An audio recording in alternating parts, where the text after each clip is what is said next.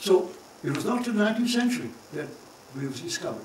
Now since then, even then when it was discovered and announced, the name of Nalanda was restored to its, in a way, to its old glory for a while. Among the scholars, people knew about it. In India too, people were fascinated and amazed at this long story, which they themselves had forgotten and not recorded properly. And now, of course, we've known about it for a long time. We know that the site is there. Lots of people have now recovered this idea of Nalanda. The Nalanda represents not one religion, although it was Buddhist inspired to begin with, but a center of learning in which were gathered scholars and thinkers from many dispositions to debate and argue about the most important issues in the world of that time. And they had the sutras, they translated, and they were interpreting them as Xuanzang recorded. And we know that this went on for another 400 years before the university was destroyed. So you can imagine all that time it was expanding with more and more international students coming from all over, monks and scholars coming from all over Asia to gather there to follow their intellectual pursuits. Now what has been interesting is the very recent, only in the last decade or so, attempt to try and capture what does this mean. The Buddhists in different parts of the world have been, of course, inspired by the name of Nalanda, and have been attempts to bring out the Nalanda spirit among Buddhist scholars. But more and more people realize that the Nalanda did not stand for Buddhism alone, even though it was Buddhist inspired. It stood for a very tolerant, very open-minded approach towards knowledge. It had among it the things that were studied, as Xuanzang recorded. They studied not only the religious texts and so on, they studied medicine, they studied mathematics, astronomy, they studied a whole range of things, including literature, including philosophy, which is non-religious philosophy, including all kinds of things, including, of all things, the great classics of the Hindu Vedic classics were also studied there. So the spirit of Nalanda that people are trying to capture is one of universal learning. All the knowledge available at that time was made available to those who gathered in Nalanda.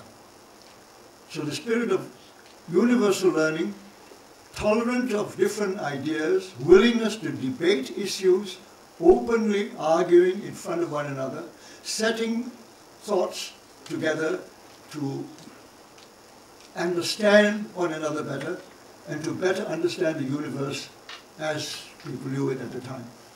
Now that is, of course, making it sound rather abstract. But what I think stimulated a lot of people was that the idea that all learning comes from the West is simply not true. Because what we see of Western learning is really a coming together of all kinds of learning in the West, and it succeeded in forming a new body of learning inspired by the Renaissance down to the Enlightenment and then the scientific revolution of the 18th and 19th century. Now that is the Western contribution, but it didn't come from nowhere. The roots of all that learning really came from the Middle East, from India, from China. The scientific and technological inventions of the East, of the Asian peoples, also has spread everywhere. I mean, we know, for example, some of the great inventions of things like printing and paper and gunpowder and so on come from China. A lot of the mathematics and astronomy that we associate with the beginnings of the Renaissance came from Iran, India, and the Middle East. A lot of the calculations, a lot of philosophical material that we now learn came from the Greeks had actually been transmitted through the Arab scholars of the Muslim world, because the Greeks had been forgotten by the Europeans. When the Europeans became Christians, they actually basically rejected the secular learning that the Greeks and Romans had had before. And Christianity became a very narrow-minded, very exclusive religion that was entirely based on a particular faith and considered all this learning from the Greeks and the Romans, the philosophers of the Greeks and the Romans, as being false and being unacceptable. And so they were lost. But they were not lost they had been preserved by the Muslims who, when they inherited the Mediterranean world from the Greeks and the Romans at the end of the Hellenistic Empire, they picked up all these great ideas from the Greeks and Romans and they preserved them through Arabic and their translations. And what we talk about when we say the Renaissance, a rebirth, what did it mean? It was when the Europeans rediscovered the Greeks, particularly the Greeks, Greek philosophers, rediscovered the Greeks from after the fall of Constantinople, fall of Istanbul, fall of Constantinople, now Istanbul, fall of the Eastern Roman Empire, and when that happened, they learned that the Muslim world in Arabic had been preserved, some of the great thinkers of the Greco-Roman period. And then they rediscovered them and reconnected themselves to the body of learning that was the beginning of Western wisdom and Western civilization. And that is why it's called the Renaissance. About so-called dark ages, centuries of neglectfulness, forgotten most of these great things, rediscovered.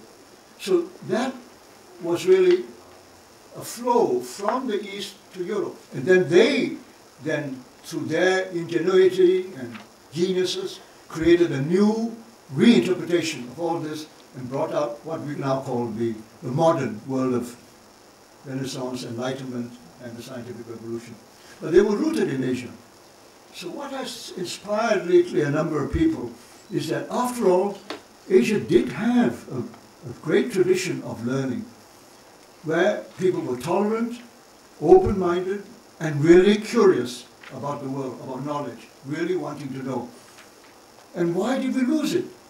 And can we not recapture it, rediscover it? And I think this is what inspired quite a number of people.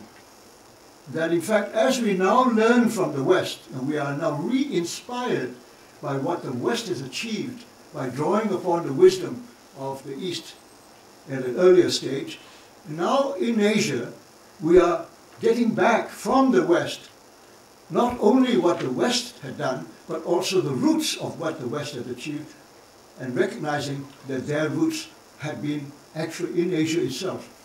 And so the idea that somehow this coming of a full circle of the world of knowledge, and that knowledge in fact knows no boundaries, and really depends on the curiosity and the intellectual capacity of the people to learn and discover and invent and move on and advance knowledge.